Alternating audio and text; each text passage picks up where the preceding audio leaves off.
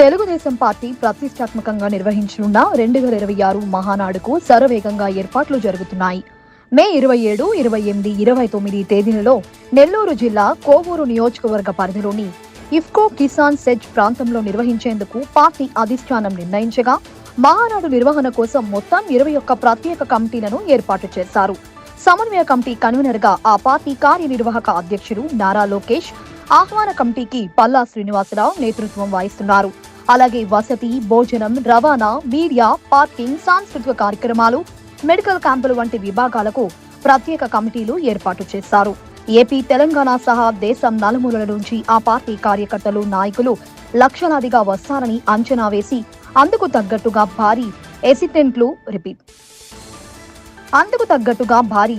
టెంట్లు, తాగునీటి సదుపాయం, ప్రత్యేక పార్కింగ్ ఏర్పాట్లు చేస్తున్నారు. మరోవైపు మహానాడు వేదిక వద్ద స్థలాన్ని చదును చేసే పనులు జేసీబీలతో రాత్రి పగలు కొనసాగుతున్నాయి. వందలాది మంది సిబ్బంది ఏర్పాట్లలో తలమునకలై ఉన్నారు. ఎక్కడా ఎవ్వరికీ ఎలాంటి ఇబ్బంది కలగకూడదన్న అధిష్టానం ఆదేశాలతో స్థానిక టీడీపీ నాయకత్వం పనులు నిర్వహిస్తుంది.